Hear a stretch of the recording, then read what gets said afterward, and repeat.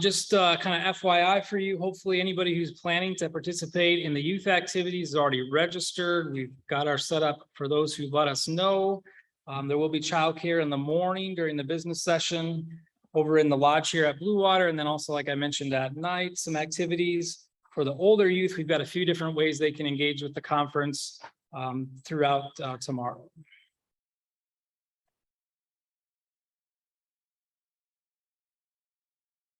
As far as business meeting documents go, it's been sent out to all delegates who've registered with an email address.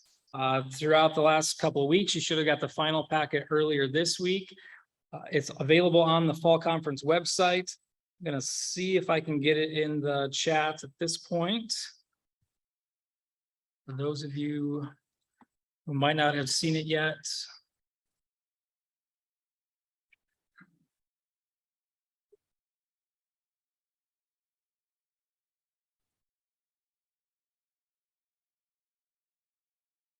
Right, it looks like it's sending into the chat. So if you're online, again, it's on the fall conference website.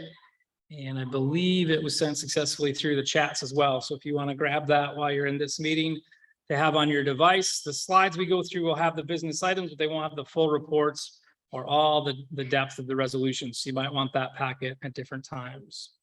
I have noted that some of the links in the table of contents aren't working. So if you're trying to get to the page, you might have to look at the page number and go scroll down to that. Some of the links got changed in edits of the document and never were tested out at the end. So just let you know about that.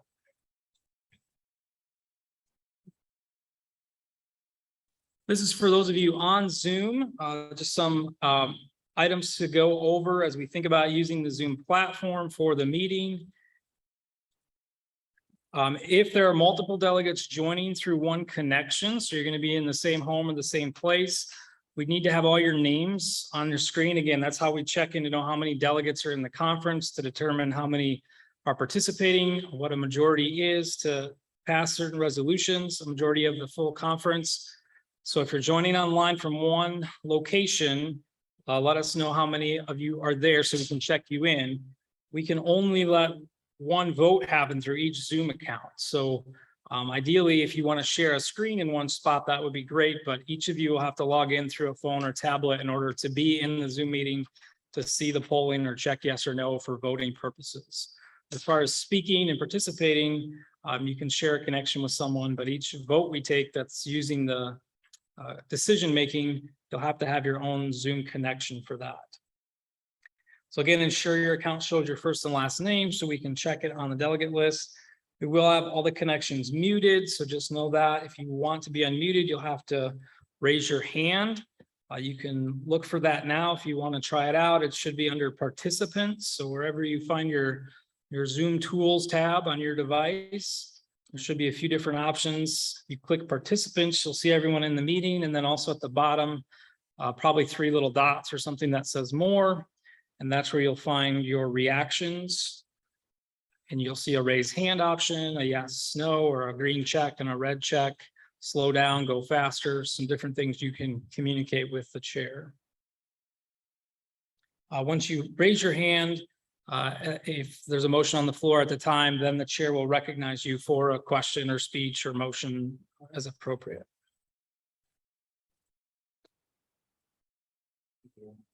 You're not sharing.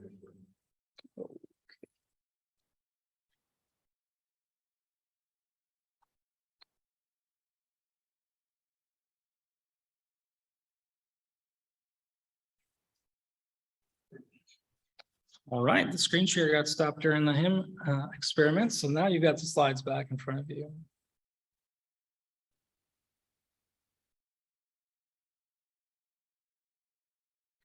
If you are having technical questions, you can chat with any of the co-hosts, should be able to help you. And the meeting host, actually, where it says host, since the Blue Water conference screen and the conference slides one, those aren't going to help you. They're not being monitored in the chat. So message to Linda Stanbridge if you want to get that tech support. You can change your own view settings. So if you're not familiar with that in Zoom, you might want to look on the top corner is usually where it is. You can go between gallery or speaker view. So if you want it to be larger, even when it's on, you can change that, and then you can move the screen around to decide how big the text is versus the person. Those are things you can do on your side. As hosts, we don't set what that looks like on your device. And the video feed you have can be on or off. That's up to you. Video is not necessary. The audio is what's necessary for you to participate and speak and debate, and then just be connected to do the voting. So if you have bandwidth issues, your connections may be not very good going in and out, you might want to consider turning your video feed off. When it comes to voting, just want to go through a few of the options that we'll use. You're all familiar with that. The first is that the chair may ask for unanimous consent. This means there's no objection. That may not mean you necessarily agree with the resolution, but you just don't have any objection to moving on at that point in business, or you don't feel the need for a vote. It's a procedural item that we can go forward with. So in that case, the chair may ask, is there unanimous consent? Or the chair is seeking unanimous consent. Are there any objections? Chair would pause. If you're online, that would be the point to use your raise hand feature if you want to object or ask a question. And in person, you can physically raise your hand or come to the microphone to speak. If there is an objection, that just means that we need to go forward with the full consideration of the motion. So we need to have whatever's appropriate at that time. That might be a second, speeches for and against, motions, etc. If you think it's procedural and you don't have any objection, then no one will object and we'll have unanimous consent to move forward. The next easiest option when everybody's together is a voice vote. Those in favor say aye, those opposed say no. I don't think we're going to try that with Zoom here because there's just so many pieces and the audio doesn't come through. We can't actually hear the size of the yes and no votes. Raising hand is one that we can try. You can see as the chair how many are in person, and then on the Zoom feature, if you're all able to use your raise hand at the appropriate motion, we can get a count of everyone whose hands are raised. The difficulty with that is getting the hands all put down because there's a lag in Zoom. And so often connections keep popping hands up and we have to wait a while before we can then call for those who are opposed to show their hands and make sure we're actually getting for and against in the separate groups. So we probably won't use that one as much. The more certain one is a yes, no vote. And so those in person will have the small clicking devices that we've used at our in-person conferences for many years. We'll get those tomorrow morning. You'll be able to click and over here we'll tabulate that set. Online, we have two options we're going to work through tonight, hopefully. One is on that reaction tab. You can click a green check mark for yes or a red X for no. If you want to check that out again by your raise hand feature under participants, go ahead and try marking yes or no. We might use that at times because that gives us a quick count here on the screen. We can see how many yes and no's there are. We can add that up with what's coming in here in person and get a quick tally. We're also going to try some polls tonight if we had it set up correctly. That might be our most countable way to do a yes-no decision making without a full ballot election. And that last one then is the most complex. That's a full ballot election. And we do have at least one election where we have more candidates than positions. For the Sanford board, we may have that for other boards if additional nominations come in. And so we do have our online ballot system set up. That requires everyone to get the ballot through their email address. If you don't have a unique email address, we'll talk about some options for that. Almost everyone has registered with an email address. That's going to include even those who are here in person. We're going to get that link in the business meeting, and we'll talk about that more. All right, we're going to go through the meeting agenda, but before I do that, I want to pause and see if there are any questions about the conference weekend or the overview of how to participate in person or online. So this would be the time if you have a question, want to know more about anything, to raise your hands.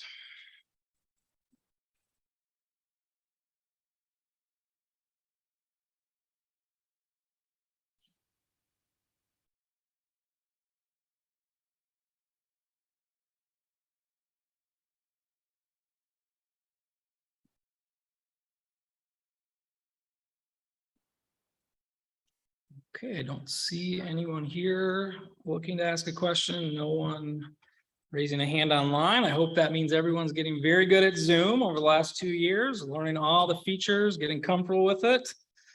Had lots of practice. Feel free to ask questions as we go through the rest of the agenda tonight. We want you to be as well prepared as we can so that tomorrow we have fewer questions and can just focus on the debate and decisions we need to make. So then, walking through our meeting agenda, we'll start the conference with organizing actions to get together as a body. That requires adopting the credentials report. Everyone who is reported as a delegate or an alternate is seated, so I don't think there'll be any contentions here. No, we're in political season. If you're a junkie for caucus meetings and primaries and all of that, you might know about credential battles, but in our case, there should be no conflict. Everyone has been seated. So we'll probably ask for unanimous consent to adopt that report. We'll then go to the standing rules that have been printed in your packet. They haven't changed from last year. If you have any questions on that, be glad to talk with you about those, but we're going to assume those will likely be adopted. That'll be our first practice vote of the conference. Requires 2/3 vote to approve those, and we'll that first. With those two actions, we'll be officially organized as a conference body. We'll have our initial number of delegates, even though that'll continue to grow as people come in. We'll be able to get started. Our first item of business then is going to be to open the nominations. In the past, this was done a little later, but for a hybrid conference, we need to do this right away in our business session so that we can get the ballot ready to distribute. So the list of nominations has been sent out in the meeting packets. As you would see, there are still spaces available for Blue Water Campground Board, for Park of the Pines Board, and for World Conference delegates. I can also take more nominations for the Sanford Board as well. So any of those can take additional nominees. It'd be very helpful if any of you have additional nominations to submit those this evening. The form is still available on the Mission Center website, or you can email me, send a text. We can get those ahead of time to make sure the ballot's set. That'll save us a lot of headache to do that during the meeting. So I'm going to pause right now and just ask, well, before I do that, I also want to share with you, and we'll share again tomorrow, that one of the nominees on the list, Jim Danielson for the Blue Water Campground Board, passed away suddenly earlier this week. And so his name will not be on the ballot, and we'll take a moment tomorrow to pause and reflect for Jim's family as they mourn. So if you hadn't heard that, I want to share that, and we'll share it again tomorrow. We're grieving with that family. So at this time, I want to give an opportunity for anybody who knows of others to be nominated to make those nominations tonight, and we can get them on the list. We'll announce them again tomorrow, but we can add them now. Anyone? Yes. For World Conference. Okay.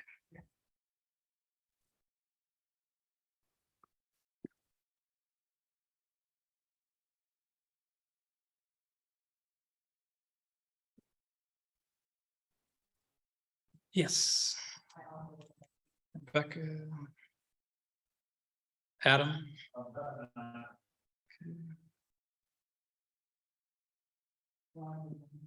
Okay. Melinda, all three of you.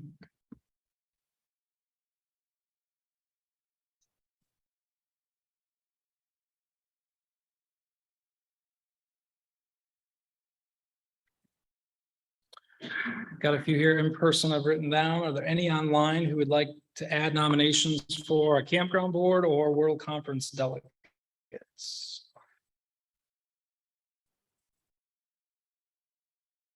You can raise your hand or put it in the chats.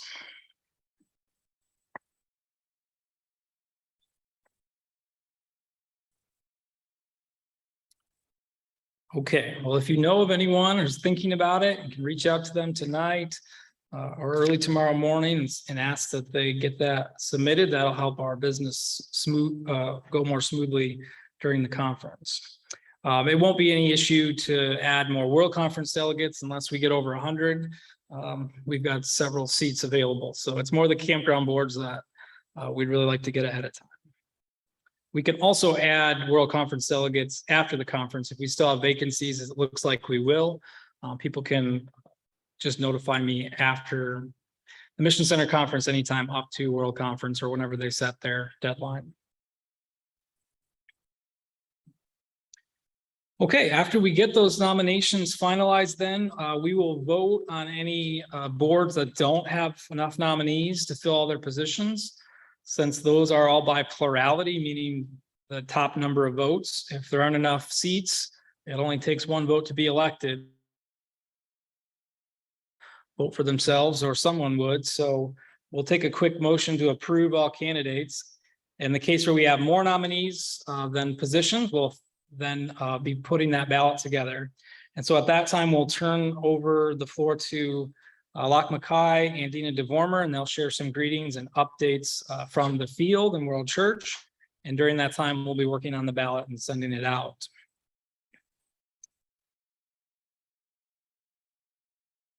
So that's how we will start the morning, again, starting right at 8:30 with those first actions and the nominations.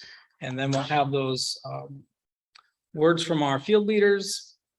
We'll move then into reports of the officers, the first coming from the chair as Mission Center president. Flowing from that report will be resolution 1. And we'll look at that in just a moment. And then after that will be the Mission Center financial officer report, also coming from the chair at this point, with the chair having both offices. From that report will come the consideration of last year's financial statement and procedures inspection report. This is what we used to call an audit report.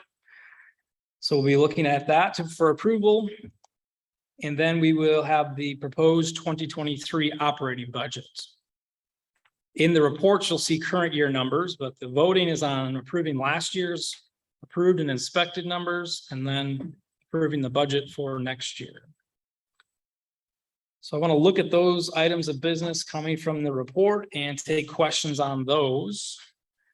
First is the resolution 1 to appoint a Mission Center diversity team annually. You can see the resolved paragraph there and the full resolution in the documents.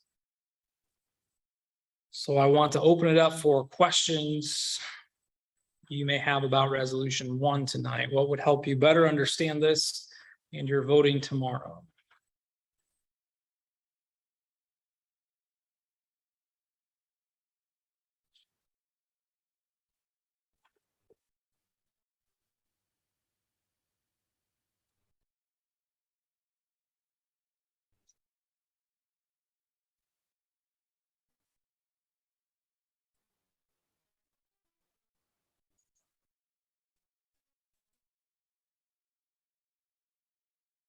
Okay. We'll give some uncomfortable pauses in the meeting to make sure we get anything coming in from online caught up, and anyone in the room also time to think and ask the questions.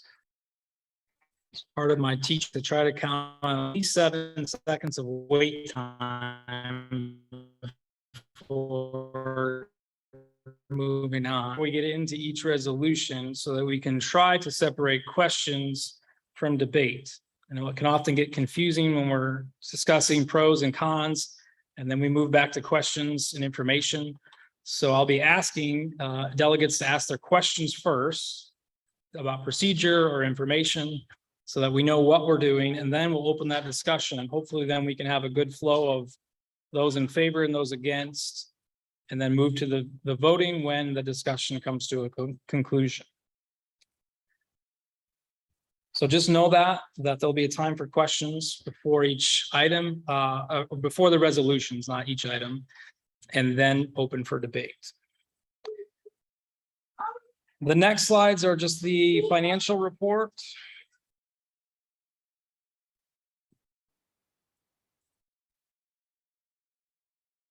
Again, from last year, so you'll have to look at that in your packet. It's kind of small on the screen.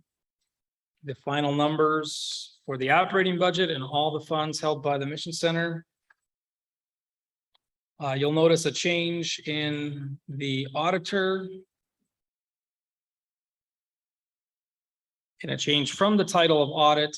The church's auditor, who had been doing Mission Center and campground audits, passed away earlier in the year.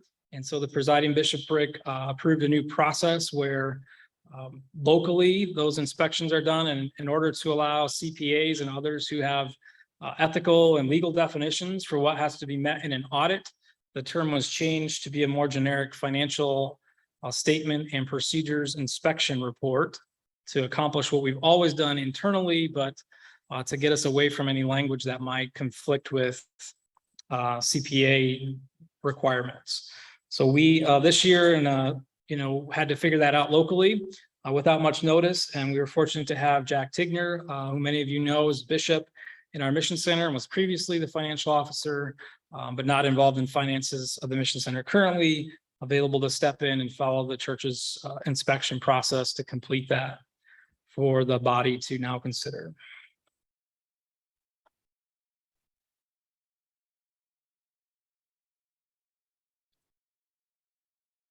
Okay, and then after that will be the consideration of the proposed budget for 2023.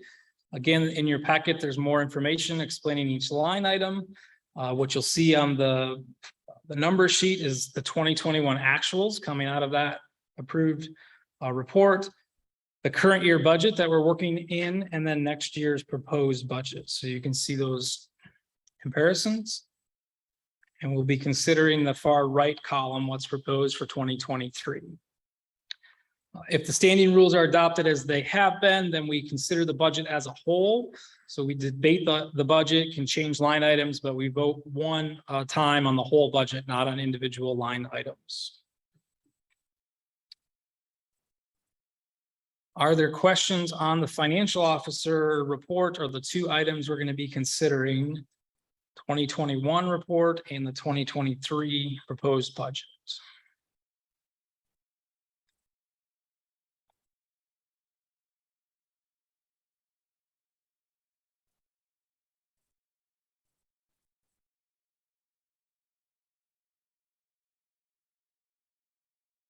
I see a clapping hand from Catherine Williamson. Is that a question, Catherine? Yes, I'm sorry. My question is, we have the proposed budget from 2022 and the budget from the budget from 2022 and the proposed for 2023. Will we have the actual figures for this year to date? In the packet, let me find the page number. You'll see the numbers through September 30th. So through the third quarter.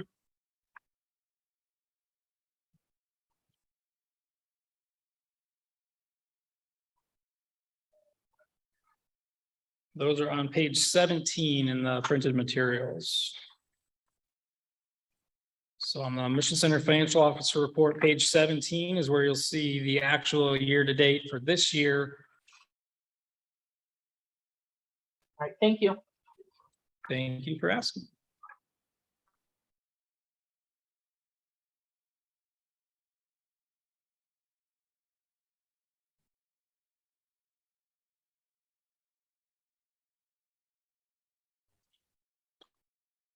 Okay.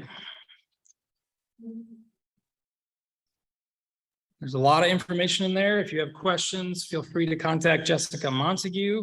Hopefully you're looking over that. If you haven't already, dig through that in your nighttime reading tonight and be ready to discuss that tomorrow.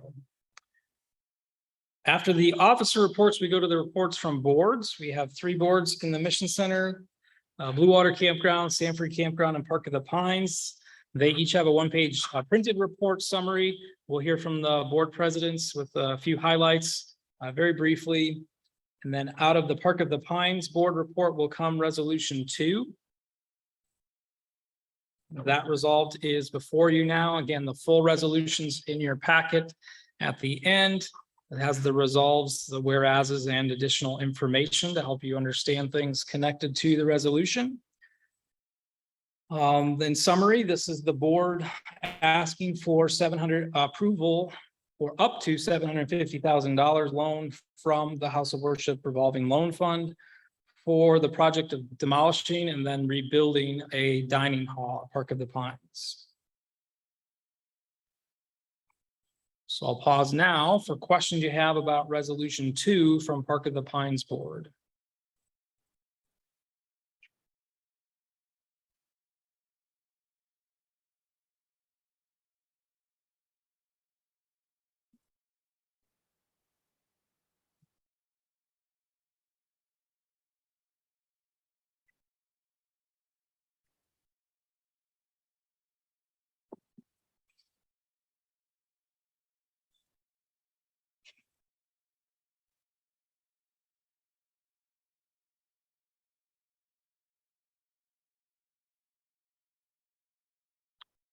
Right, hearing none, we'll keep going, but again, encourage you to look at the resolution, additional information, and also send questions if there's something you need to understand better procedurally or information-wise. The next items then are reports from committees and teams. These are printed following the campground board reports. We're not going to hear from these specific teams, but at this time in the conference tomorrow, we are going to have some video presentations that will summarize some things that have happened in Mission Center Ministries over the last year. And during this time, the chair will step aside as those are playing for you to try to work on final ballot questions. Also an opportunity for you to get up and stretch while we're not engaged in an actual item of business or decision. So these will play probably about 10 to 15 minutes. The conference will stay in order. We'll need to keep it quiet here in the meeting room, but feel free to kind of quietly move around, or if you need to use the restroom facilities, that'll be an opportunity to do that and ask any final questions about voting in the campground election. So hopefully the poll goes out right away at the beginning once we get the final nominations, and people will be able to vote right away anytime throughout the morning session. And this will be our time to pause and take those last questions, make sure everyone's been able to cast their ballots if they want to. Once those video presentations are over, we'll then declare the polls closed for any of the elections that are taking place, provided there are no further questions or issues. And then we'll announce the results of the elections at that time. Some of these we may have completed earlier if we didn't have enough nominees to fill the spaces.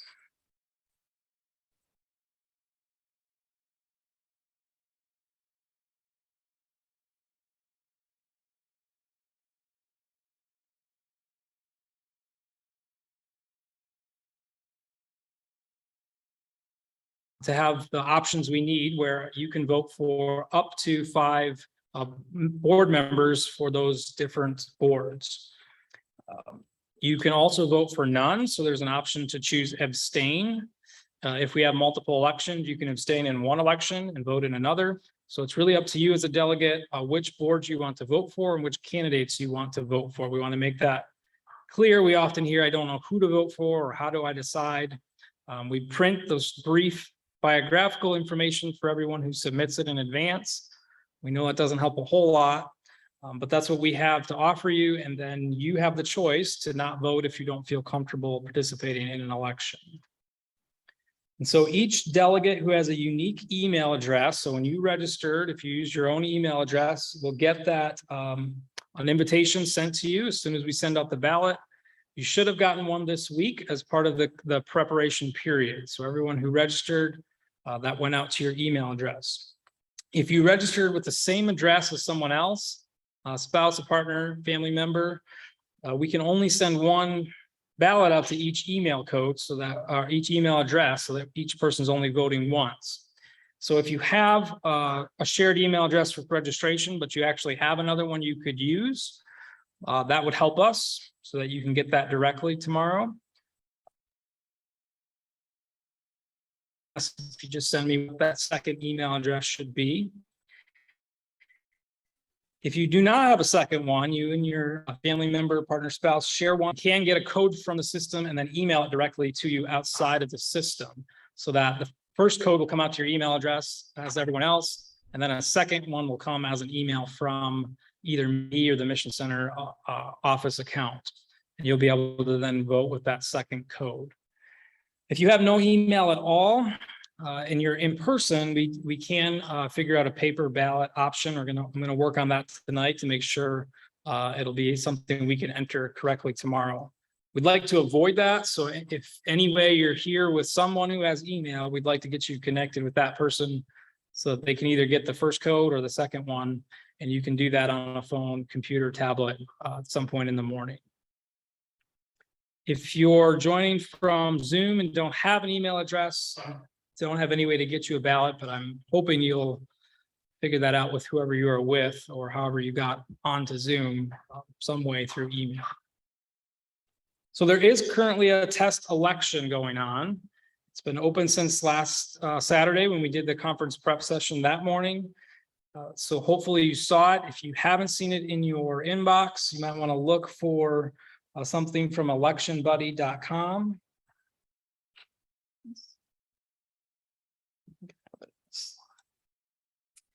Now look, it'll come from electionbuddy.com, election.mail, I believe it is, or invitation.mail.electionbuddy.com. That's the actual email address. It should say Michigan Mission Center, but I do know this time of year with campaigns and political advertisements, things related to elections can easily get into your spam or junk folders. So you might need to check there.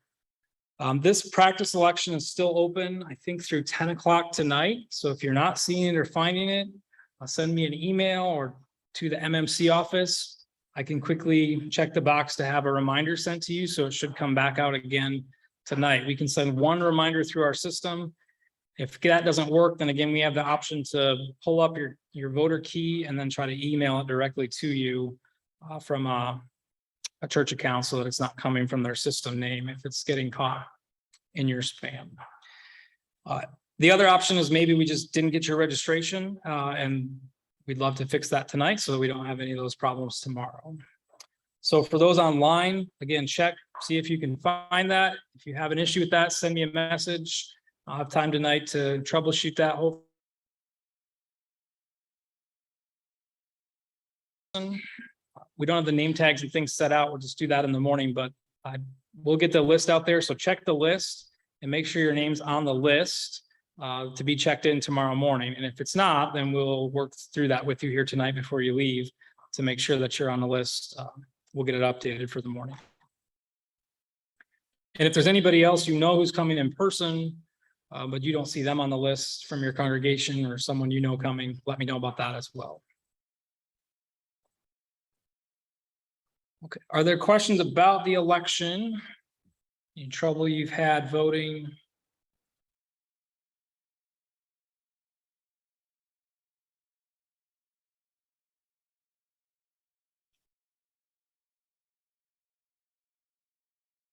Go ahead and try it if you haven't yet.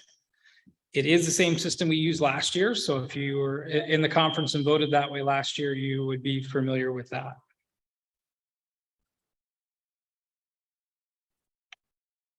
All right, the next special orders in our meeting then are sustaining the Mission Center leaders. So these recommendations or appointments come from the first presidency for Mission Center president. I will be recommended to continue as Mission Center president.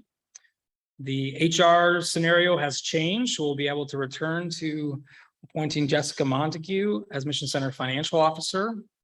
She's been in that role, but I've held the title while she's done all of that same work. We're able to go back to straight, clear, separate roles.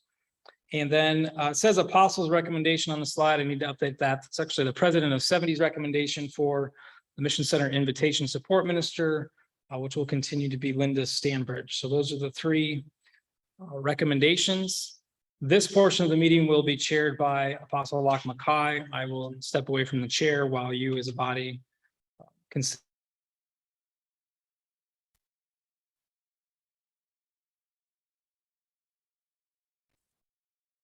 I believe Locke will ask for them to be considered together in one vote unless there's an objection to. After that, Locke will return the chair to myself, and we will look at the list of Mission Center leaders who will be serving on the Mission Center Council in various roles. And I'll ask for a sustaining vote for all those listed.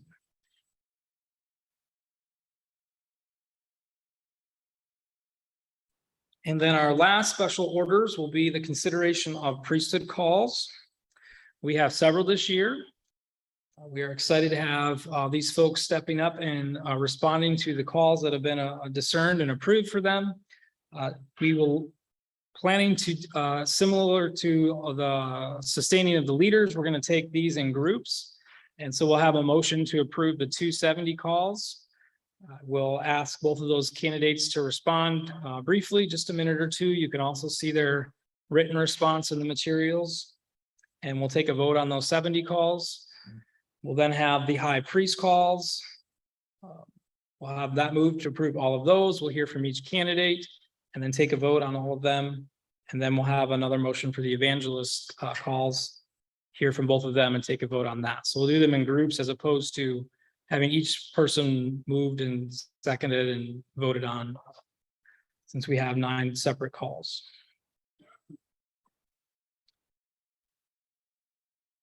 And then, as I mentioned in the overview, the 70 ordinations will take place on Sunday morning in the closing worship. The high priest ordinations are scheduled for Saturday afternoon, along with Dave Cushway's ordination. His call was approved last year, but the ordination did not take place then. So we'll add Dave to the list. And then the evangelist calls are planned for right at the conclusion of tomorrow morning's business at 12 o'clock before we go to lunch. And then our last class of business is new business. That hasn't come from an officer or a board earlier. That's why we start here with resolution 3. I'll just move to that. This resolution comes from the Coldwater congregation. The proposed resolves are before you that the Journey House building be offered for sale and that the funds from such a proposed sale, after following directives and procedures regarding the sale of church properties, be used for the Mission Center in support of congregational initiatives. There's extensive additional information. You can read through that to get a better sense of what that property is, what's happened there from the transition from the Journey House board leadership to use as a Mission Center facility, still in its very early stages as we've been working through that in the pandemic. But we do have that outlined in the additional information in the packet. So I want to take your questions at this time on resolution 3.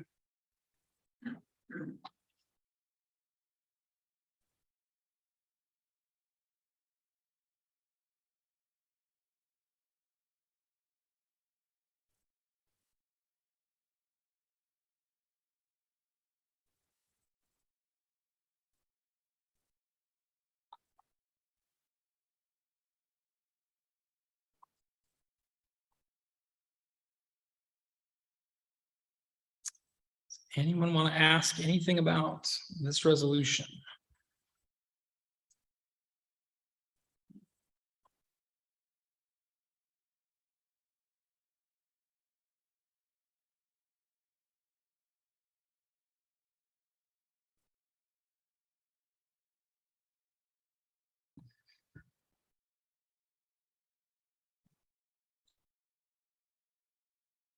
Our next.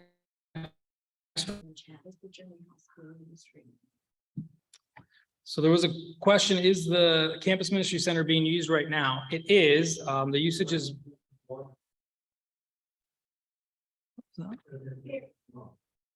Yes, just a second. We got one in the chats and I'll get to you down.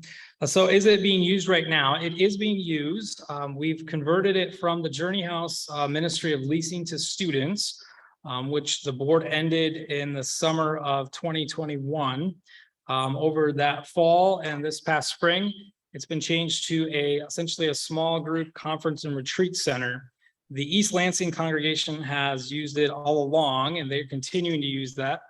They've actually returned to in-person meetings about a month ago, I think now, around Labor Day. So they have equipment there. They can do hybrid and they're doing in-person and online for their weekly congregation meetings.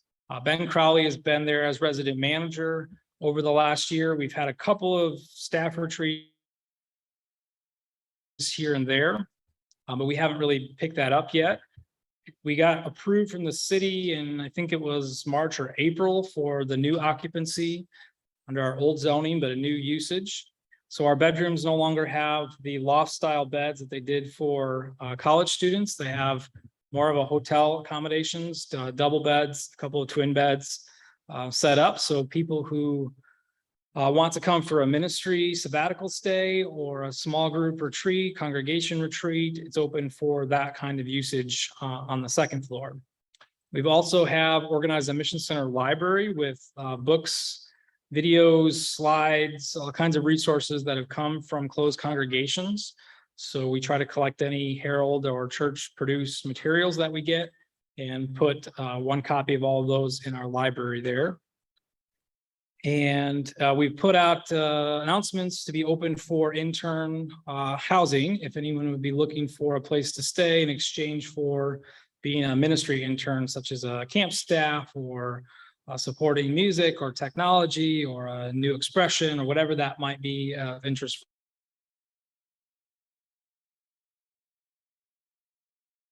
Center, you can see the current year's income and expenses on page 19 in the packet. So in the MCFO report for this year, for the first 9 months, you can see the income and expenses. There were some one-time costs that are outlined in the additional information about this repairs that we did at the start of the year. We'll go to Donna first. Yeah. Will that continue to have ministry all over?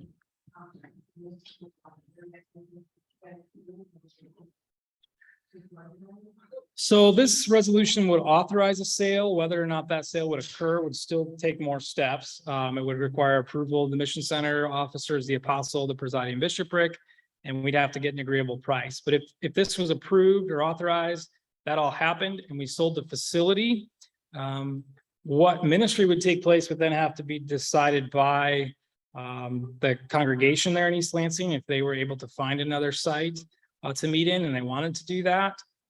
And then what would ultimately be done with the net proceeds or how that would be used. So the resolution is proposing that it would be used for congregation ministries, not for campus ministries. So it would kind of be on other funds held by the mission center or what congregations might like to see done with that fund. That's a recommendation. Local jurisdictions no longer get to decide the use of net proceeds directly. So ultimately it'll be up to the apostle, presiding bishopric, and director of field ministries on what the net proceeds would be used for. That is the campus ministries themselves, not congregations that are the campus ministries that are having there now, or will they? Yeah, we don't have any campus ministry there currently. Primarily with the pandemic, we weren't really able to go on campus and do the weekly meals and care packages we had done. Well, students weren't on campus at all for the 1 year. So we haven't relaunched what was the traditional campus ministries, and we don't have the housing right now. So we're open to that. We had some things scheduled where we were going to partner with a group, Veg Michigan, to do some tailgate handouts and different things, but those have ultimately not happened yet. So it would be, we're starting from scratch on what campus ministries look like anyhow, and that would be discerned without that building if we didn't have it.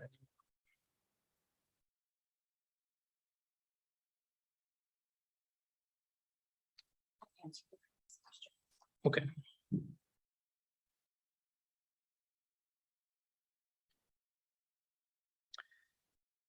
Other questions about Campus Ministry Center and Resolution 3?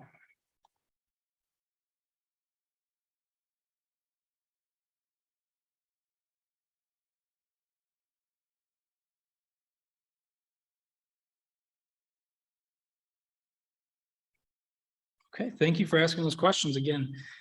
When we get to this resolution, we'll try to take questions with the full body first to make sure everyone's clear on what the resolution proposes, how it will work, and then we'll get into the debate for and against, and then come to our vote. Resolution 4 is proposed by the Bay City congregation. This is asking to fill 2 vacant seats on the Sanford Campground Board. that were caused by resignations earlier this summer. The ruling is written there for you. Ultimately, the proposed resolution conflicts with the campground operating policy that's currently in force. This policy is implemented upon the authority of the presiding bishopric, according to church bylaws, and the resolution would be null and void if it were adopted. Thus, the resolution is an improper motion and is not an order.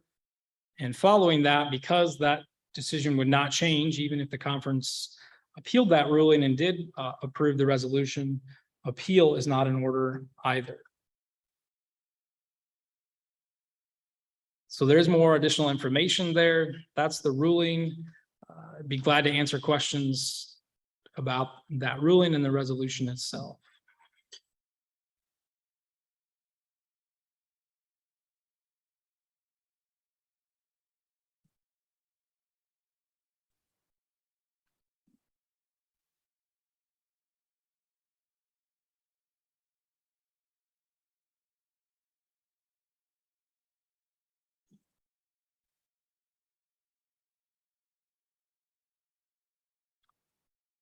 Well, I'd encourage you to read through that. This is an interesting question or proposal that we haven't had, I think, in any previous conferences here in Michigan.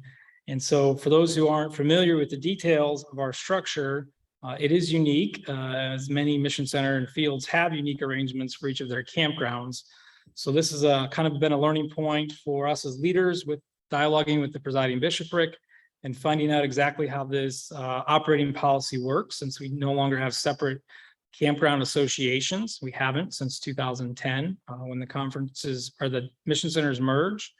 The campgrounds are managed by the boards and governed by this operating policy directly through the authority of the presiding bishopric.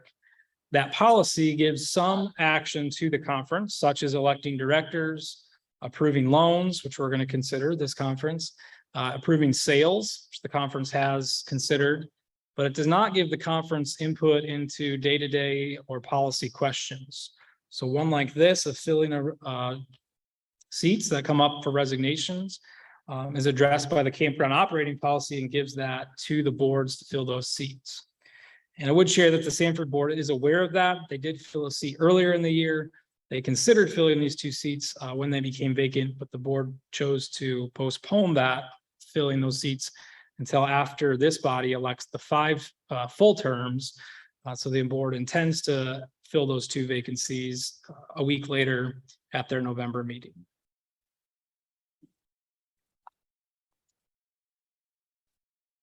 Resolution 5 also relates to campground specifics proposed by the Sanford congregation. The proposal was that no capital expenditures be considered until complete long-range plans are developed, and that those be completed by 2023 fall conference. The same ruling applies here, and that this resolution conflicts with the operating policy, which is what governs the campgrounds. It thus conflicts with the bylaws and the presiding bishopric's authority, and would be a null and void if adopted. Therefore, it's improper for this conference to consider. It's out of order, and this conference could not appeal that decision and overturn it because it rests with the presiding bishopric. So it's the same ruling on both resolution 4 and 5. Are there any questions about this ruling or anything else that came to your mind thinking about campground policies?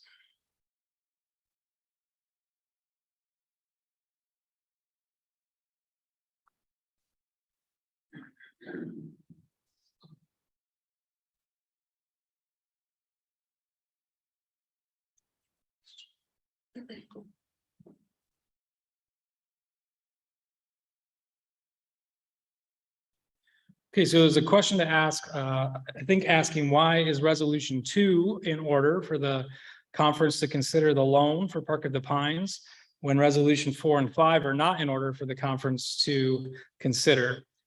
So the difference lies in the campground operating policy itself. That is what governs campgrounds.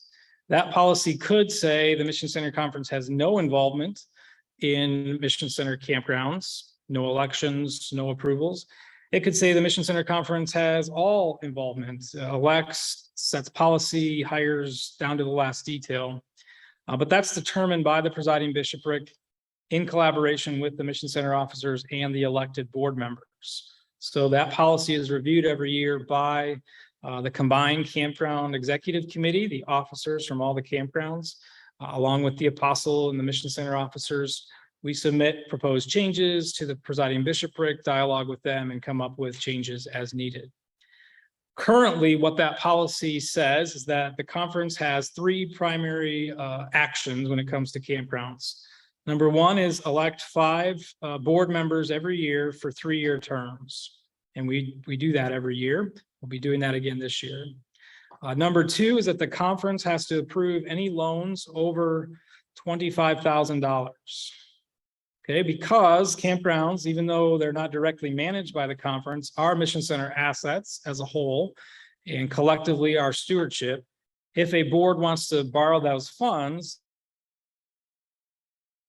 if the board couldn't pay that loan back or would have to then sell property to pay it back. So that's why the conference has to approve any loans over $25,000. That's why the conference is considering resolution 2 from Park of the Pines. And then the third action that the conference has is to approve any sales, similar to what the resolution 3 says, is to approve the sale of Campus Ministry Center. There's some flexibility in that, how that's written, but as we remember in 2015, the conference weighed in on which campgrounds to sell and voted to sell 2 of them or authorize those 2 sales. So those are the 3 actions that the policy allows the Mission Center Conference to be involved with. The policy also requires that boards report to the conference on their budgets, and that is in your packet, and they give those reports, which you see printed, and you're going to hear some highlights of. So there's that interaction, but there's no other decision-making power given to the conference. And so that's why resolution 4 and 5 are out of order, because they propose that the conference start to deal with vacancies, strategic planning, budgets, capital expenditures, things that are reserved for campground boards to handle.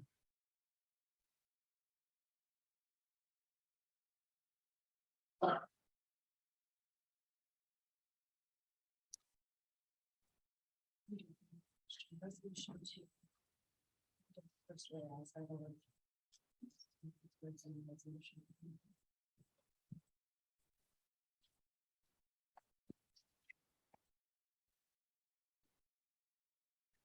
Okay, there was a question on resolution 2, Park of the Pines.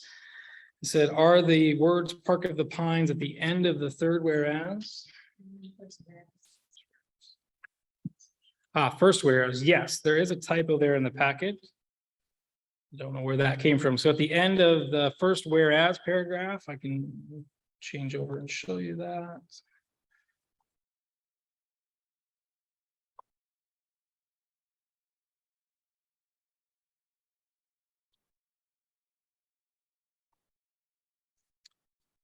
It's like right here was the question. After the semicolon, which is where the paragraph should stop, for some reason, Park of the Pines was pasted in there in my typing. I don't know why, but it should not be there. It's a typo. It doesn't have any relevance there. Thank you for noticing that.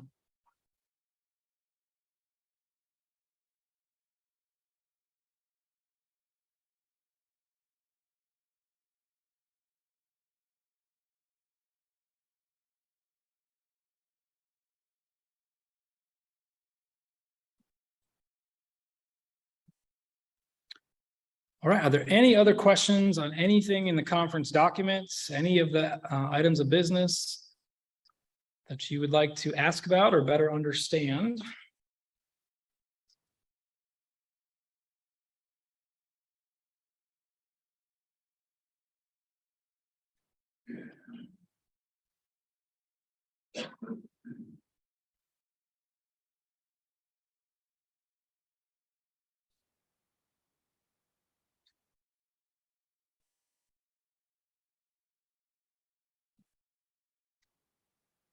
Yes, Karen Smith.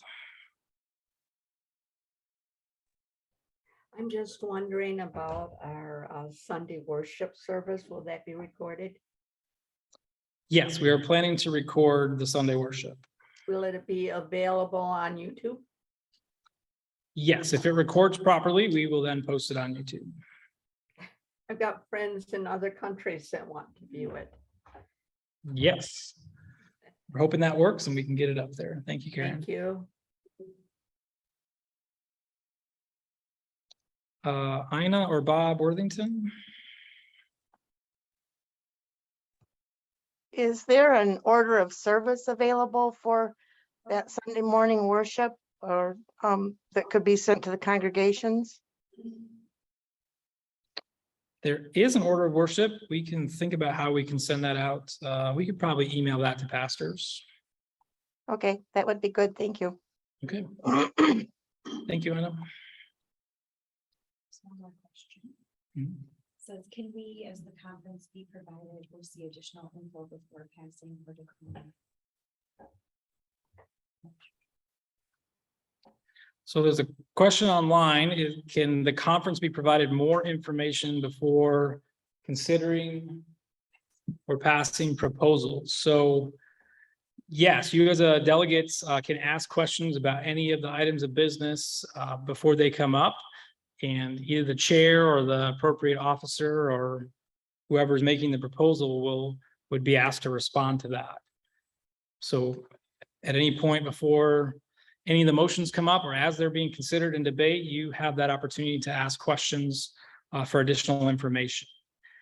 That may not be available, but you can ask and we will try to find whoever might have that answer to share it with the conference. And if you have a question already in mind, it would be helpful to send that in now, put it in the chats or email it so that we can try to get that figured out this evening or tomorrow morning. Because if it's something that might have to be researched or found, we may not be able to do it when it's asked on the floor. Dan, Yes. I already designed a bulletin for the Sunday service. I can easily send a JPEG of that to you, which can easily be printed on blanks, if you'd like. Yeah, please send that, Karen. We'll see what we can, that might save us some time. Thank you.